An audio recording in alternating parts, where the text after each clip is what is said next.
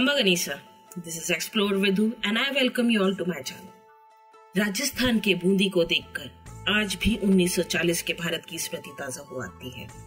बूंदी शहर में आज भी ज्यादा मल्टी स्टोरीज या शॉपिंग मॉल देखने को नहीं मिलते।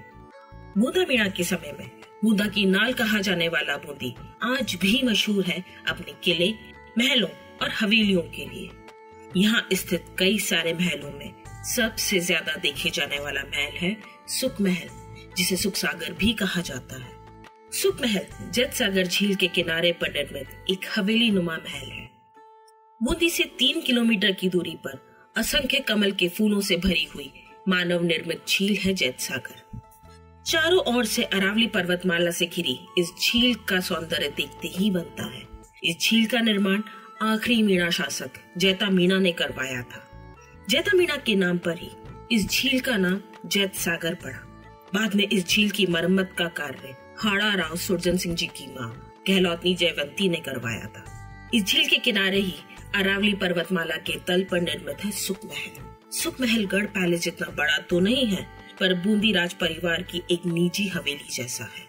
ये महल देखने में एक जल दुर्ग जैसा प्रतीत होता है, जिसका कारण है इस महल के निचले तल पर झील की सतह पर पानी में कई सारे झरोके दिखाई देते हैं। दरअसल ये पानी के चैनल्स हैं, जिनसे होकर जैत सागर का पानी महल के नीचे रोटेट करता है, जिसकी वजह से सुख महल का तापमान भीषण गर्मी में भी ठंडा रहता है। जैत सागर के किनारे पर होने के कारण इस महल की खिड़कियों से दिखाई देने वाला दृश्य अति सुंदर और रोमांचकारी होता है।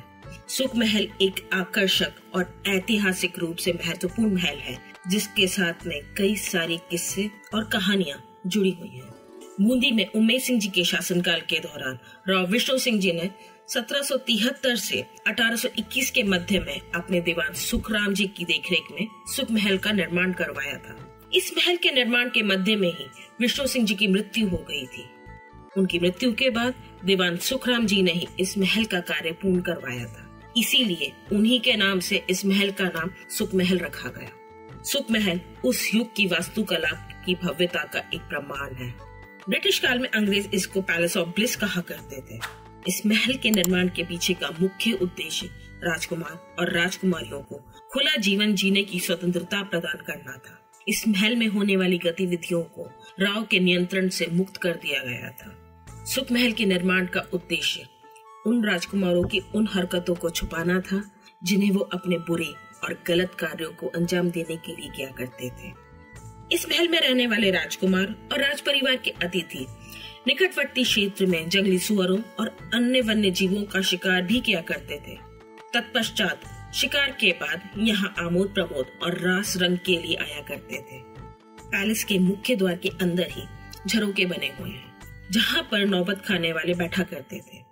राजा या राज परिवार से किसी के भी आने पर ये संगीत और मुनादी से उसका स्वागत किया करते थे। द्वार से अंदर आते ही दाईं तरफ 3 से 4 चबूतरे बने हुए हैं, जिन पर कुछ देवी देवताओं की मूर्तियां भी स्थापित हैं। जब मैंने उनके बारे में गार्ड साहब से पूछा, तब उन्होंने मुझे बताया कि ये स्मारक हैं अलग अलग संप्रदाय में सती हुई महिलाओं के। ये बूंदी का वो समय था जब यहाँ पर सती प्रथा अपने चरम पर थी। इन स्मारकों पर अब भी उस संप्रदाय विशेष के लोग अलग अलग समय पर पूजा करने के लिए आते हैं। इन चबूतरों के दूसरी ओर भैरव बाबा को स्थापित किया गया है। थोड़ा आगे चलने पर ही एक बहुत ही खूबसूरत बगीचा बना हुआ है। लोकल्स और इतिहासकारों के अनुसार कुछ सुरंगें तारागढ़ किले से सुख महल तक आती थी। इन सुरंगों का निर्माण आपातकाल में दुश्मन द्वारा किले पर आक्रमण कर दिए जाने की सूरत में राज परिवार के लोगों को किले से सुरक्षित निकास प्रदान करने के लिए किया गया था। ये सुरंगें इसी बगीचे की जगह पर खुलती थी। जब कुछ सालों पहले इस महल के आगे से सड़क का निर्माण कराया जा रहा था, तब ये सुरंगें ढहकर बंद हो गईं। बाद में सुख महल में स्थित इनके मुहानों को भी कुछ एडवेंचरस लोगों के चलते बंद करके उसके ऊपर बगीचे का निर्माण कर दिया गया।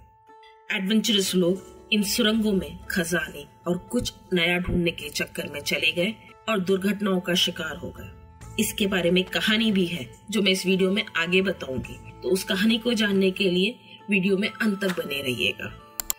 बगीचे के सामने ही स्थित है 2 मंजिला सुख महल। कुछ सीढ़ियों से ऊपर चढ़ते ही महल के कमरों के आगे एक खुला स्थान आता है जहाँ कई सारी पूर्ण और खंडित अवस्था में मूर्तियां रखी हुई हैं। ये सभी मूर्तियां हड़ौती क्षेत्र की विभिन्न स्थानों पर हुई खुदाई से प्राप्त हुई थी। इनमें से अधिकांश मूर्तियां केशवराय पाटन के आसपास चंबल नदी और उसके आसपास के क्षेत्र से प्राप्त हुई थी। कुछ बारां जिले से भी लाई गई थी, जिन्हें मुस्लिम आक्रमणकारियों ने विभिन्न मंदिरों को तोड़कर चंबल नदी और अन्य जगहों पर फेंक दिया था। यहाँ प्रथम तल पर स्थित एक चित्रकला कक्ष भी है जो कि इतिहास की झलक दिखाता है। दीवारों पर शूटिंग के दृश्य, दरबार के दृश्य, उत्सव के जुलूस शामिल हैं। इनमें सुंदर पक्षियों, जानवरों, भगवान कृष्ण के जीवन की तस्वीरें भी शामिल हैं। ये सभी पेंटिंग बहुत अच्छी कंडीशन में है। वैसे तो यह कमरा हमेशा बंद रहता है, पर मेरे कहने पर वहाँ ड्यूटी कर रहे गार्ड ने मुझे वो कमरा खोलकर दिखाया, जिसके अंदर घुसते ही एक स्थानीय देवता को स्थापित किया गया था। मेरे द्वारा उन स्थापित देवता के बारे में पूछने पर गार्ड साहब उसका कोई जवाब नहीं दे पाए कि उन्हें यहाँ पे क्यों और कब स्थापित किया गया था। इस महल के दरवाजे चंदन की लकड़ी के बने हुए हैं, जो कि महल के वातावरण को खुशबूदार बनाए रखते थे। इस महल के निर्माण में स्थानीय बलुआ पत्थर का उपयोग किया गया था। यह महल राजपूती स्थापत्य कला का उत्कृष्ट नमूना है। दूसरे तल पर एक बेहद ही आकर्षक सफेद संगमरमर की छतरी बनी हुई है, जो दूर से ही किसी का भी मन मोह लेती है। ये छतरी इस सुख महल का मुख्य आकर्षण भी है। 19वीं सदी में जंगल बुक के लेखक और नोबेल पुरस्कार विजेता जोसेफ रुडयार्ड किपलिंग बूंदी आए थे।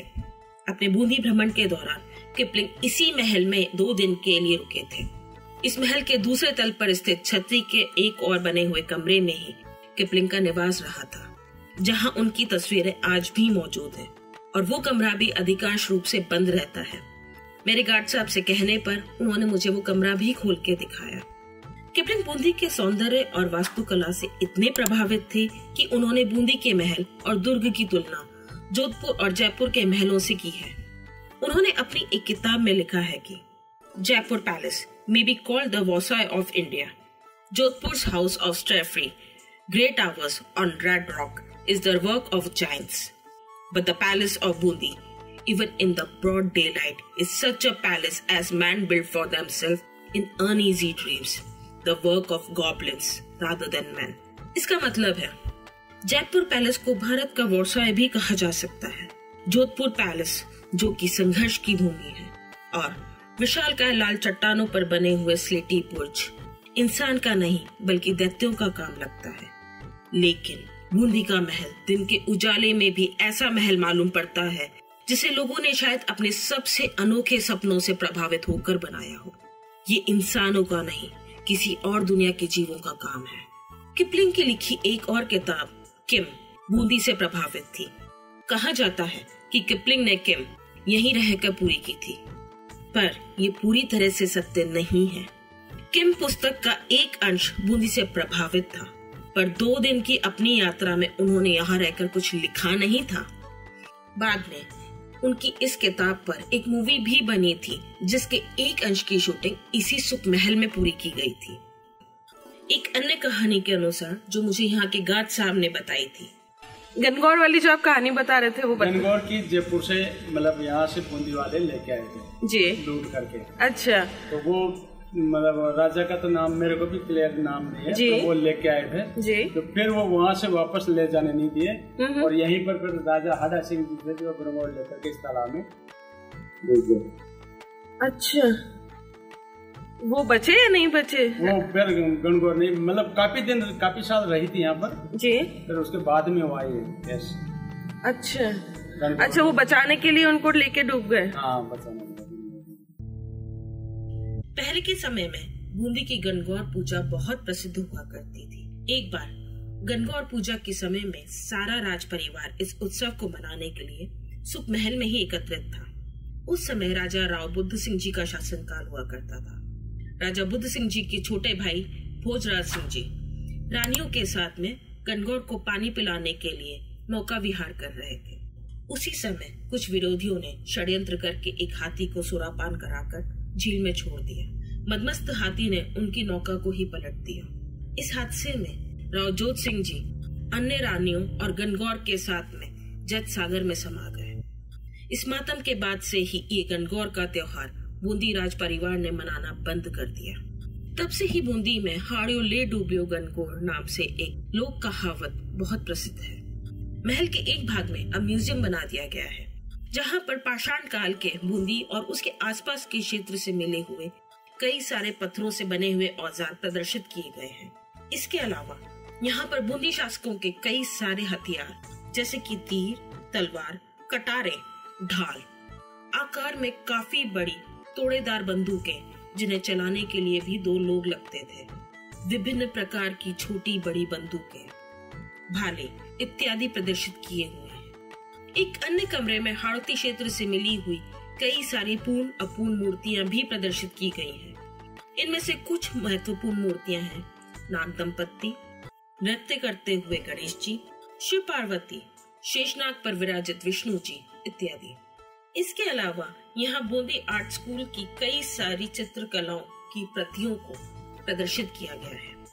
म्यूजियम में प्रवेश के साथ ही एक बड़े से फ्रेम में बूंदी के पहले शासक से लेकर वर्तमान शासक तक के चित्र नामों के साथ सूचीबद्ध किए गए हैं। इस म्यूजियम में प्रदर्शित सभी वस्तुओं का विस्तृत वर्णन म्यूजियम के मुख्य द्वार पे ही दिया गया है। बूंदी के मध्य में सुख महल अतीत की भव्यता के प्रमाण के रूप में खड़ा हुआ है। इसके अग्रभाग में जटिल नक्काशी और झील के शांत दृश्य दिखाई देते हैं, पर कहते हैं कि महल के बंद दरवाजों के पीछे एक रहस्य छुपा हुआ है। किंवदंती है कि सुख महल के भीतर एक छुपा हुआ कमरा हुआ करता था, जहाँ पर सदियों पहले कुछ काले और गूढ़ अनुष्ठान किए गए थे। उस छुपे हुए कक्ष की हवा बहुत ही नकारात्मक थी और दीवारें अपवित्र मंत्रों की गूंज को अवशोषित कर रही थी। जैसे जैसे सदियां बीतती गई, वो कमरा समय से अछूता बंद ही रहा। एक रात कुछ साहसिक लोग इस रहस्यमय कमरे के बारे में जानने के लिए आए, तो उन लोगों ने किसी अनजान शक्ति की फुसफुसाहट से प्रेरित होकर उस प्राचीन दरवाजे को तोड़ दिया और लंबे समय से वहां बंद ताकतों को मुक्त कर दिया। उस रात के बाद सुख महल भयानक आवाजों से भर उठा। किसी के चिल्लाने की आवाजें, हल्की चीखें और किसी वाद्य यंत्र की ठंडी सी धुन वहां के माहौल को और भी भयावह कर दे रही थी। कुछ लोगों ने चांदनी रात में परछाइयों को देखने का दावा भी किया। वो आकृतियां क्या थीं, ये स्पष्ट रूप से कहना मुश्किल था। सुख महल के आसपास की झील, जो कभी शांति का स्रोत थी, अब उन सताए हुओं को दर्पण की तरह प्रतिबिंबित करने लगी थी, जो अब जीवित नहीं थे। स्थानीय लोग दबी हुई आवाज में भूतों और पारलौकिक शक्तियों के बारे में बात करने लगे थे, जो वहां अपने अभिशाप की वजह से भटक रहे थे और मुक्ति का मार्ग तलाश रहे थे। अफवाह फैल गई कि वहां पर एक छिपा हुआ खजाना है, जो कि एक तांत्रिक द्वारा किए गए काले जादू और उसके शिकार हुए लोगों की आत्माओं द्वारा संरक्षित किया हुआ है। जो भी लोग उस खजाने की तलाश में गए, वे भी गायब हो गए। उस छुपे हुए कमरे को एक बार फिर से बंद करने का प्रयास किया गया और सफलतापूर्वक उसे बंद भी कर दिया गया। उसके बाद से उस खजाने और कमरे दोनों को ही इस तरह से छुपा दिया गया कि फिर वो न कभी किसी को मिले और न उनकी जानकारी किसी के सामने उजागर हो। सुख महल फिर से फुर्सत और आनंद का स्थान बन गया, पर इसका काला और छायों से भरा हुआ इतिहास आज भी इसकी दीवारों में ही कहीं दफन है। आगे आने वाले शासकों ने हर तरीके के अंधविश्वासों का खंडन किया और लोगों को इन सब तरह की कहानियों से दूर रखने का प्रयास भी किया, जिसमें वे काफी हद तक सफल भी रहे। मैं भी इन सब कहानियों की सत्यता को प्रमाणित नहीं करती हूँ। मैंने जो सुना वही सुनाया, पर उस काल का सच क्या था ये मैं नहीं जानती। पर वर्तमान में सुख महल अपनी खूबसूरती की वजह से बूंदी में एक लोकप्रिय स्थल है। ये अपने आगंतुकों को शहरी जीवन की परेशानियों से दूर शांतिपूर्ण माहौल प्रदान करता है। इन वर्षों में सुख महल ने राजवंशों के उत्थान और पतन को देखा है और विभिन्न ऐतिहासिक घटनाओं का अनुभव किया है। आज ये एक अच्छी तरह से संरक्षित विरासत स्थल है और एक लोकप्रिय पर्यटक आकर्षण के रूप में खड़ा हुआ है, जो दुनिया भर के पर्यटकों को आकर्षित करता है। ये पर्यटक दुनिया भर से सिर्फ इस महल के ऐतिहासिक महत्व, स्थापना, सौंदर्य और इससे जुड़े काव्यात्मक आकर्षण की प्रशंसा करने आते हैं। आप लोग भी जब बूंदी जाएं, तो इस महल को देखना ना भूलिएगा। सुख महल आज भी कलाकारों के लिए प्रेरणा का प्रतिबिंब बना हुआ है, जैसा कि कभी रुडयार्ड किपलिंग के लिए था। आज की हिस्ट्री विद मिस्ट्री इतनी ही थी। तो आपको ये मेरा वीडियो कैसा लगा कमेंट सेक्शन में कमेंट करके जरूर बताएं। साथ ही वीडियो को लाइक करें, शेयर कीजिए और मेरे चैनल को प्लीज सब्सक्राइब भी कीजिए। और यदि आपके पास भी कोई कहानी है या किसी जगह की कोई जानकारी है तो मेरे साथ शेयर कीजिए। मेरा व्हाट्सएप और इंस्टा लिंक बायो में दिया हुआ है। और ऐसे ही कई सारे वीडियोस के लिए बने रहिए मेरे साथ। तब तक के लिए राम राम सा।